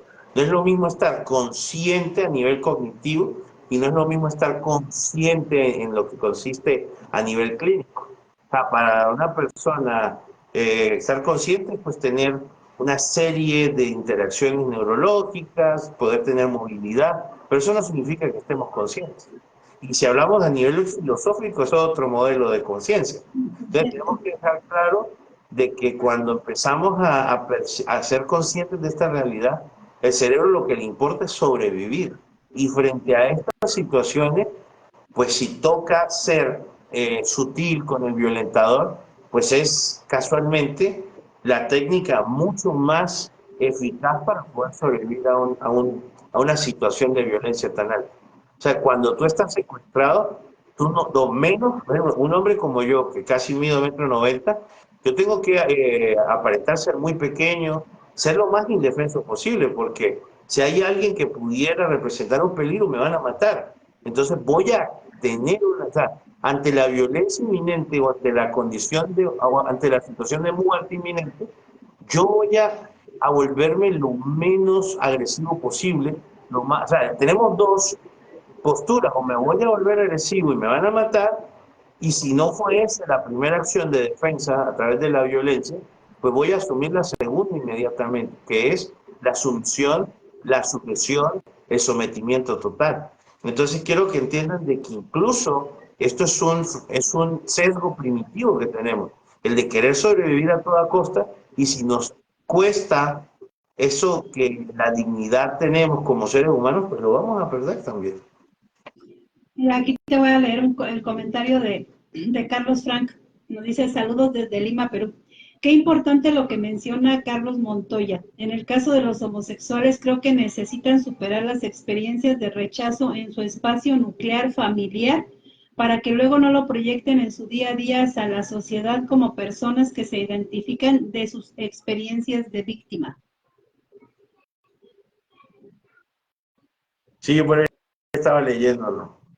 Sí, pero eso es un contexto bastante grande. Estos Sí, es personas todo un son, tema. sí, que son muy vulnerables a no solamente una condición basada en la depresión o en los trastornos conductuales o al suicidio como tal. Son Fíjate muchos los fenómenos que que faltan esta parte del problema, parte del problema de esta condición o de este colectivo es desde donde la sociedad visualizamos o tratamos desde el juicio moral la condición de estas personas. Sí. O sea, lo basamos a un juicio moral y con eso se causa mucho daño, se causa mucho daño. Entonces ahí es todo un tema delicado que hay que tratar muy responsablemente, pero hacerlo sin ese juicio porque es lo que más daña. En cualquier tema, lo que más daña es ese juicio moral, ¿no? De lo bueno y lo malo, y eso nos reduce la visión de tantas cosas que suceden alrededor, no solamente de esa situación, sino de muchos dentro de lo que es específicamente la salud mental, pues que no ayuda en nada y eso creo que es parte de lo que en estos espacios donde hemos compartido, hemos tratado como dices tú, de ir instaurando esta, pues este enfoque que le hemos querido ir dando para que las cosas vayan cambiando, para que esta visualización de las diferentes fenómenos que pasan dentro de la salud mental, pues sean abordados de otra manera, ¿no? No desde el juicio, porque hemos visto cómo eso causa daño, cómo no ayuda, cómo al contrario entorpece las situaciones. También Carlos Frank nos decía, ¿no? Dejemos de ver los consumos como una falta de carácter o como él se está portando mal, como desde el juicio moral, ¿no? una acción que castigar, ¿no? Exactamente. Pero bueno, a partir de esa moralidad donde nada es bueno ni malo, las cosas son y tenemos que trabajar en ello, ¿no? Esa carga moral que se tiene por el deseo de querer quitarse la vida, porque esto es una vida que hay que agradecer. Ese discurso hay que erradicarlo, ¿sabes? No podemos abordar a un paciente que tiene ideación suicida con una visión motivacionista. No podemos abordarlo. Y es lo que tenemos que erradicar del discurso de la mayoría de los profesionales. Por ejemplo, hay gente que le cuesta creer que yo soy un profesional de la salud mental porque yo no tengo el discurso motivacionista y que soy de los que ventila muy bien el estado negativo. O sea, yo creo que una persona que tiene un estado de ánimo que no es tan bien visto, porque no es negativo, no está bien visto, que es concebido por la sociedad como algo malo, como estar triste, como estar decepcionado, como estar estresado, como estar irascible, está bien. O sea, está bien no estar bien. Ahora, el problema está en la intensidad en la que esto pase, en la frecuencia que esto pase y en el contexto en que esto pase. Es que, mira, todo eso es importante porque cuando hemos platicado de la infancia, te digo, tal parece que el ser niño es sinónimo de que siempre tienes que estar feliz. O sea, la infancia es felicidad, el niño tiene siempre que estar feliz. Y se le dice, es que si lloras te ves feo, si te enojas te ves feo. Entonces, desde ahí limitamos esa expresión de las emociones y desde entonces se nos viene instaurando esa situación de que siempre tenemos que estar bien y por eso en el momento en que las cosas no están bien, ya se toman así como con frustración o de manera trágica, porque yo debo de estar siempre bien, porque desde entonces se instauró esa situación de no poder, de que si estoy enojado, pues está bien que que esté enojado, porque es una situación que me pasó, es un proceso que estoy llevando, que estoy manejando. Lo importante es poder manifestar esas emociones, poderlas gestionar para que no por el hecho de no gestionarlas, el hecho de quererme obligar a siempre estar bien, de repente detonan en unas conductas pues que sí tienden a lastimar a los demás. Entonces, en este poder expresar las emociones para poder gestionarlas, pues puedo decir el día de hoy, estoy bien, pero estoy lidiando con una situación emocional difícil, pero estoy trabajándola, estoy gestionándola y no siempre tenemos que estar bien. Y eso debemos de de ver que se vale, ¿no? Que se vale no estar bien siempre. Y que la gente tiene que respetar que no lo estemos. O sea, hay gente que a mí me da mucha risa porque, pero risa en el sentido más macabro, ¿no? De que hay gente que paga una consulta Se va a conmigo, apagar, perdón, se va a apagar mi celular. Deja ver si logro salvarlo. salvarlo. Hay algo muy doloroso que pasa cuando la gente paga una consulta conmigo y me llega y me dice, bueno, doctor, es que me siento muy mal, estoy muy triste, no sé qué hacer con mi vida. Y yo digo, ¿por qué vienes a terapia? Y me dice, no, porque acaba de fallecer mi esposa, o acaba de fallecer mi hijo, o acaba de fallecer mi mamá. Y me dice, yo creo que no va a poder vivir. Y entonces se asustan mucho cuando yo les digo, y está muy bien que sientas eso. O sea, yo creo que la mayor carga, mucha gente no debería ir a terapia. A ver, quiero dejar claro esto, no estoy diciendo que no tienen que ir, pero hay gente que no debe de ir a terapia por un duelo, porque muchas veces van por el sentido equivocado. Van porque se sienten nostálgicos, tristes, enojados, frustrados, porque se sienten con incertidumbre, no saber qué hacer. Pues casualmente esa es una realidad frente al duelo. Entonces, en vez de ir a gastar dinero en una terapia que no necesiten, más bien deberían darse el tiempo de disfrutar sus emociones, así no sean placenteras.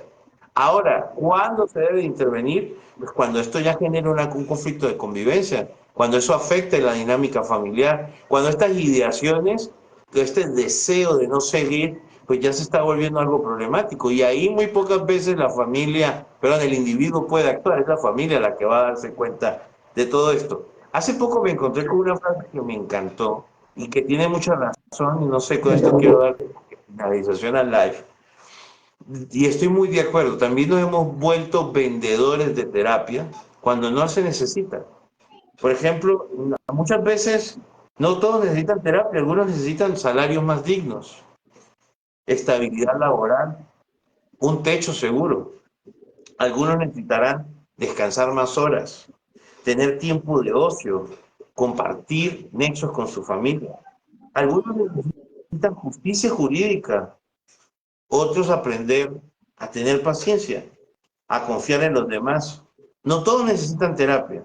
Ahora, si usted requiere un acompañamiento para desarrollar estas estructuras, está bien, pero mucha gente tampoco tenemos que dejar de hacer ver de que la psicoterapia es la única, o sea, que todo el mundo tiene que ir a terapia porque todo el mundo está mal. No, hay gente que tiene habilidad, hay gente que tiene capacidades. Y es que mira, muchas veces es esa parte de obligarnos a siempre estar bien. Cuando comprendemos que hay situaciones en las que no vamos a poder estar bien, pues lo vamos a saber gestionar, lo vamos a saber trabajar. Pero es parte de ir viendo, es que también, si hoy no me siento bien, y hoy no me quiero levantar de la cama, pues no me levanto y lo voy a pasar. Ahí ya nada más hay que ver cuando esto ya empezó a Problema. afectarme en mi trabajo, con mis relaciones con mi familia, cuando ya empezó a ser un problema, entonces sí debo de ver qué está pasando y sí debo tomar esa terapia. Pero también ese hecho de que, porque estoy un poco triste, resulta que ya, y la misma gente dice, ¿no? Es que estoy deprimido. Y no estoy No, no deprimido. está deprimido. A lo mejor estoy Estás enojado, o estoy frustrado. enojado, estoy frustrado, estoy triste, hay una decisión que debo tomar y me está costando trabajo tomarla y eso me tiene incómodo, pero eso no quiere decir que esté deprimido, que ya necesite forzosamente tomar una terapia y es esta parte donde debemos, pues sí, como lo dices ahora, si necesito un acompañamiento para saber gestionar mis emociones, pues qué bueno, ¿no? Vamos a tomarla y eso me va a ayudar a próximamente pues no tener que acudir a esa terapia porque ya tengo las herramientas, porque hoy sé cómo gestionar mis emociones. Pero ese no obligarnos a que debo de estar bien siempre o de que por fuera siempre tenemos que estar con esa actitud positiva y esa sonrisa y por dentro de estar solos sobrellevando o haciendo más pesada una situación que debo de gestionar y pasar para volver a estar bien.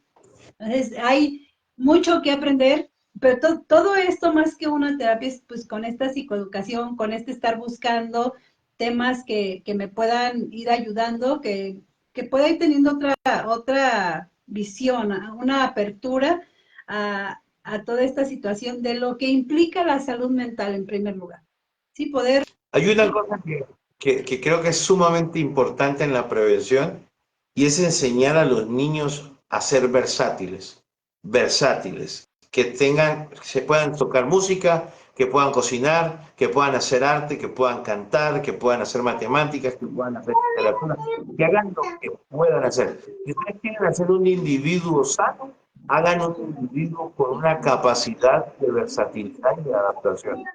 Y, por ejemplo, una de las cosas como profesional de la salud mental que más me cuesta ante los procesos depresivos y ansiosos de mis pacientes es a que ellos se estructuren habilidades nuevas. Por ejemplo, he tenido pacientes que han llegado a una crisis con una somatización depresiva terrible, con una somatización ansiosa terrible, y que cuando les pido que actúen de manera positiva en el sentido de que desarrollen habilidades y actividades, aquellos que ya las tenían desarrolladas desde la infancia, que ya venían haciendo un deporte, un arte desde niños, pues se les hace mucho más fácil la recuperación. En contrario, en contraposición a aquellos que nunca han hecho ni un deporte, ni han sido versátiles, sino solamente, mira, dejen de crear personas, a los especialistas no deberían existir. O hay áreas como la nuestra que tienen que tener mayor especificidad, pero no transformen a un niño en un estudiante, no transformen a un niño en alguien que solo haga una actividad. Ahora, todas estas son decisiones con consentimiento informado. Preguntarle al niño qué le mueve, qué le surge. Por supuesto, ahí entra la limitante económica y de tiempo de los padres, por eso es tan complicado este tema. Pero si usted tiene la disposición de poder ayudar a que tu niño tenga mayores dinámicas, mejores relaciones, mejores habilidades, hágalo. Eso va a prevenir enormemente incluso desarrollo de conductas peligrosas que al final se asocian con trastornos mentales y por ende la ideación suicida, ¿no? Fíjate que aparte de todas esas actividades también el permitirle a los niños ese juego espontáneo de salir al parque o de jugar en la tierra o de todas estas, porque esta parte del adultocentrismo que hemos tanto hablado de que no quiero que se ensucie porque lo acabo de cambiar y lo quiero perfecto porque lo quiero lucir, o si la nena con los moños y bien peinada y bien arreglada y el niño igual. Sí, esta parte de la experimentación en el juego también es muy importante que la permitamos desde los niños, aparte de que vayan desarrollando esas habilidades también, La pero esa parte motricidad, de la experimentar, interacción. eso es muy benéfico en el niño. Ahí mencionaba. Un factor protector. Un factor Sí, protector. No, incluso eso va a garantizar de que dentro de la casa haya menos secuestros emocionales. Va a tener mucho privilegio. Ahora también todo esto desde el afecto, o sea, no con ausencia. Yo no estoy diciendo que metan al niño en las 7 de la mañana clase de natación, 8 de la mañana karate, no. Yo estoy hablando de que todos estos procesos haya presencia de las figuras parentales, de que tengan siempre una dinámica familiar, sí, calidad de vinculación. porque viene esa otra parte donde se buscan estas actividades para yo poder para yo poder deshacerme del niño, ¿no? Así tipo lo llevo a mantenerlo ocupado porque yo tengo que hacer otras cosas. Es esa parte de interactuar con ellos, de ver cómo se siente, de poder acudir, si es la clase de natación, si es la clase de karate o la clase de música, el poder acudir, el ver cómo la está viviendo, el percibir si se siente a gusto, si es cómodo para él, porque hay veces que hacen esas actividades, ni siquiera van con gusto, hay veces que lo hacen por obligación también, y cuando no se disfrutan dejan de ser benéficas para el niño. Y esa parte, a lo mejor dices tú, cuando no hay las posibilidades, también esa parte de dejarlos experimentar en el juego, interactuando con ellos, también es muy buena, el poder experimentar cosas, sobre todo el dejarse sorprender por las cosas de la naturaleza. Vamos a preparar una cosa de juego algo espontáneo que no tenga que ver con dinero, que podamos dar en el CCIT, a través de un live en el CCIT, y hablemos de eso, podemos jugar con tierra, experimentar con la dinámica, hay ciertos juegos interactivos que no requieren dinero ni tecnología, sino necesita estar, necesita que haya un padre Y presente. aparte de explorar y descubrir su entorno también es muy interesante y desarrolla mucho su creatividad y muchas otras cosas que son benéficas para el niño. Y eso está muy interesante, vamos a apuntarlo por ahí porque luego se te olvida. Ah, está muy bien. Bueno, aunque Sí, ustedes no, pues, no lo crean, toda esta producción, todo esto es, todo aquello que no hablamos del suicidio, pues, tiene que ver con las ponentes y factores protectores del suicidio. No es una cuestión de querer, es una cuestión mucho más complicada, no se trata de dejar una relación, no es por llamar la atención. Si alguien te está pidiendo, alguien está llamando la atención, pues por algo es. O sea, si el niño se hace popó por llamar la atención, pues prestémosle atención. No entiendo en qué momento se volvió contradictorio llamar la atención, requiere que no le prestemos atención. Y hay algo que se llama el efecto evitativo.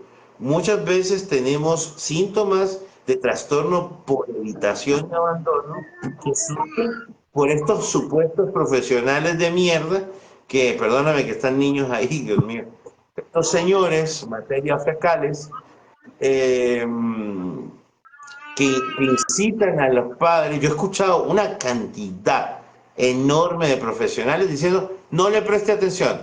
Si le prestas atención, vas a reforzar negativamente esa conducta. No es verdad. Y se lo dice alguien que ha experimentado conducta con adultos. Así no funciona el cerebro. El cerebro lo que va a generar es una estrategia mucho más agresiva para poder llamar la atención. Cuando el cerebro no entiende con el castigo, entiende con la compensación positiva. Y muchas veces lo que el niño necesita es tiempo. Ahora, es mucho más complicado que la violencia, sí, pero va a tener efectos duraderos, para siempre. O sea, es mucho mejor estar. O sea, hay gente que me dice, yo conozco madres que me han dicho, yo no he hecho nada sino educar a mi hijo. Pues usted ha hecho usted no sabe la labor tan benéfica que ha hecho, una labor que va a ser insustituible, que desafortunadamente la sociedad no valora ni aplaude, pero en su caso el hecho de hacer maternidad y paternidad consciente, lo que está generando, usted casualmente es un actor y una actora de una sociedad sana. Porque si usted no se da cuenta del valor que usted está dando a la sociedad, pues yo creo que con Isabel también, tiene alguien que aplaude su labor. Lastimosamente en este momento no se genera un dinero para usted, la sociedad no lo contempla como un acto de valor, pero usted no sabe el valor que está haciendo con generar individuos sanos para el presente. Porque como tú dices, nuestros niños son el presente. claro, nuestros niños son nuestro presente. Y se nota esa buena labor. Mira, sí cuesta más porque implica esa parte incluso de tú tener que buscar de repente una Rompemos ayuda paradigmas. profesional. Ajá. Y el esfuerzo de no perder la paciencia, porque aquí se necesitan dosis grandes de paciencia, pero cuando tú ves a ese niño que está siendo criado desde esa perspectiva y que tú lo ves seguro y lo ves confiado y lo ves pleno y lo ves siendo niño, lo ves corriendo, jugando, que no está con ese sistema de alerta todo el tiempo, que lo ves plenitud, dices, sus padres sí los ves agotados, pero pues ahí está el resultado y se están viendo los beneficios al ver a un niño pleno hoy en día que puede disfrutar, que se puede sorprender, que te enseña muchas cosas, que son estos pequeños filósofos, decíamos, ¿no? Pero cuando están llevando esa vida saludable, se nota, están los resultados, los puedes ver casi inmediatos. Y eso más tarde, cuando sean adultos, pues vamos a ir viendo esta nueva realidad de esta crianza que se está llevando a cabo hoy en día, de esta crianza cara que tú mencionas. Va a dar resultados, no ahorita, lo vamos a ver en y nos toca verlo pues en algunos años, ese nuevo cambio de... Hay algo muy chistoso, y es que la gente cree que la crianza asertiva busca regular al niño sus emociones. Para nada. El único que debe trabajar en la regulación emocional es el adulto. Los niños no pueden regularse emocionalmente. El cerebro tarda hasta el año 27 para poder generar una madurez emocional y no podemos esperar que en un estadio infantil de 0 a 4 años haya gestión adecuada de emociones. No, los secuestros, incluso en la adolescencia infantil, que empieza a los 4 años, es donde empiezan a haber una estructuración. Incluso es tan beneficioso estos secuestros emocionales, estos ataques de ira, estos ataques de llanto, todo eso tiene un propósito de maduración emocional. Y que cuando nosotros intervenimos, generamos estas indefensiones aprendidas. Si no le permitimos a un niño a expresar sus emociones, no le permitimos que haga su ataque, su pataleta. Por supuesto, ¿cuál es el límite? El límite es no dañes a otros y no te dañes a ti mismo. Entonces, pero para eso tenemos que estar. De nada sirve golpear a un niño por expresar sus emociones de la forma en que sabe. ¿Cuándo enseñamos al niño a gestionar las emociones? Con mucha dificultad después de que pase el secuestro. Con mucha dificultad. O sea, pasó esto, es decir, bueno, Brufalín, no debiste haberlo hecho así, debiste haberlo hecho de esta manera, y ya. Pero ¿qué pasa? En un niño de 4, 5, 6, 7 y casi 8 años, no sirve la verbalización. Entonces vamos a continuamente a estar enfrentando la situación y el problema está en que la mayoría de los niños que he visto con secuestros emocionales o amigdalares más seguidos tienen que ver con una validación negativa de la figura de dominio. Entonces tenemos a una figura descontrolada emocionalmente que grita al niño y por eso el niño va constantemente a repetir estos ciclos insanos de gestión emocional. Ahora si tenemos a una madre o un padre que tiene la conciencia de sus emociones, que es adulto de sus emociones, es dueño de, bueno, dueño no, pero al menos vive y gestiona adecuadamente sus emociones, pues va a poder hacer un encuadre emocional con el niño. Porque si tenemos a dos niños teniendo secuestros emocionales, un niño de 30 años y un niño de 4, pues esto no va a salir nada bien. Nada. Entonces, cuando un adulto existe en casa, pues permite que el niño gestione sus emociones. Que, como les digo, dos reglas de límite, los límites tienen dos reglas. O sea, el límite en la gestión emocional del niño en estos secuestros tiene dos reglas. Que no se dañe ni que dañe a otro. Esos son los dos límites. No habla de que no se repita, de que no controle, no. Estamos hablando de que no se dañe a sí mismo ni dañe a otro o a otros. Entonces, ¿qué pasa? Si tenemos que hacer una contención física, pues se tiene que hacer una contención física. Si al niño hay que bajarlo de la mesa, pues se baja de la mesa. Pero no es igual un padre consciente de sus emociones y consciente de la situación que atraviesa el infante a un hombre enajenado o una mujer enajenada llena de una gestión inadecuada de sus emociones que termine violentando al niño. Entonces eso lo que va es a generar estas indefensiones, a generar una cantidad de conductas viciadas, distorsionadas, que se transforman en esto que tanto Martin Seligman hablaba de la indefensión aprendida. Entonces, bueno, ya saben que imagínate, que la prevención empieza en la gestión emocional adecuada, en dejarnos vivir nuestras emociones de forma correcta.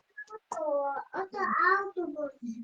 Mira, pues ahora nos estuvieron por aquí acompañándonos varias personas, eso es bueno, porque también lo importante es que tenemos poquitos seguidores, pero todos comparten nuestro contenido, ¿no?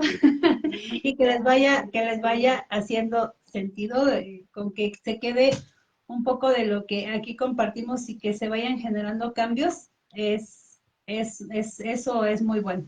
Es que pues es mucho, abarca mucho todos estos temas, este tema de la indefensión, yo creo que por ahí vamos a hacer algo más ya posteriormente porque es importante. Yo tengo la inquietud de que nos lo des así más, a más a profundidad, porque cuesta mucho comprenderlo, pero es importante hacerlo. Es importante hacerlo porque es parte de que estas situaciones de las que hoy estamos hablando vayan cambiando.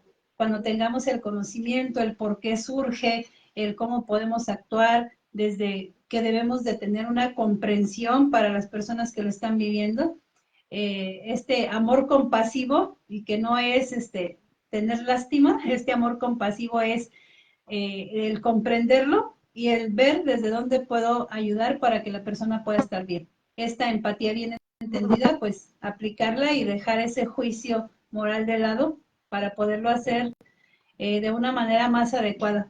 Sobre todo los profesionales de la salud mental y pues todo el entorno, poder comprender la situación que alguien está viviendo para entonces sí poder acompañar. Porque si no lo comprendo, va a ser más dañina mi intervención que benéfica, ¿no? Entonces, pues, nos queda mucho todavía por ahí. Para aquellos que quieran profundizar en el tema de indefensión aprendida, en las tesis de Stephen Mayer y de Martin Seligman, vayan a todo lo que es el espacio virtual de la Universidad de Colorado, casualmente el Centro de Neurociencia, porque casualmente Stephen Mayer y Martin Seligman fueron directores y fueron los investigadores principales en esta universidad, y casi todos los estudios lo hicieron a través de esta alma mater.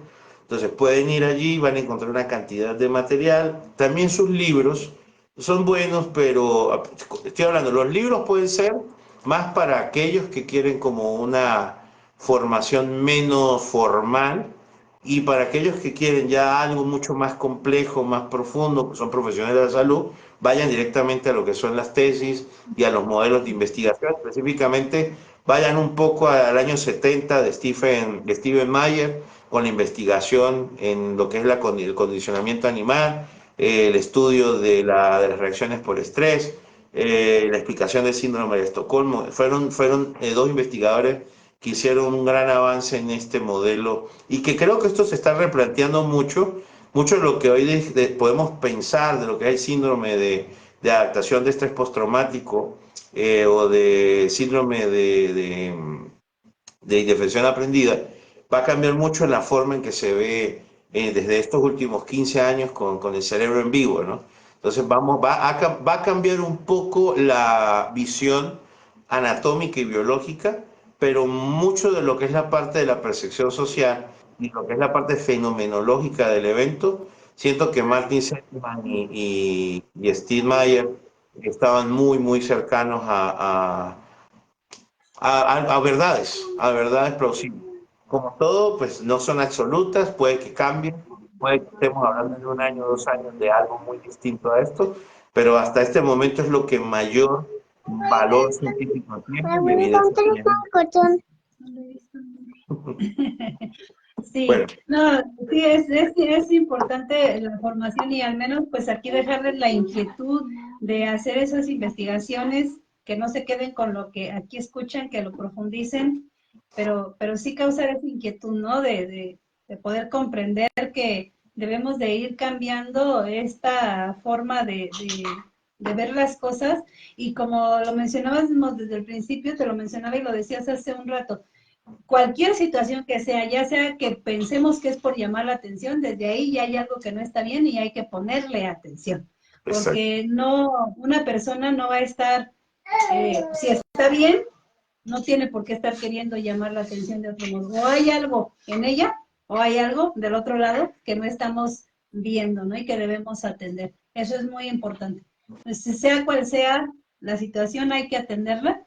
Y estos mitos que hemos escuchado ahora, que te decía de todos estos eventos que se hicieron en la prevención de suicidio en estos días después del 10 de septiembre y en este mes que acabamos de terminar, hay muchos, sí, esta parte de los mitos, de que se debe hablar, de que todo esto, pero también de estar preparado en estos temas para cuando se dé alguna situación así, pues poder ser buenos acompañantes y poder brindar y ser esa red de apoyo para la persona que está viviendo una situación así, porque no lo podemos hacer desde solo las buenas intenciones.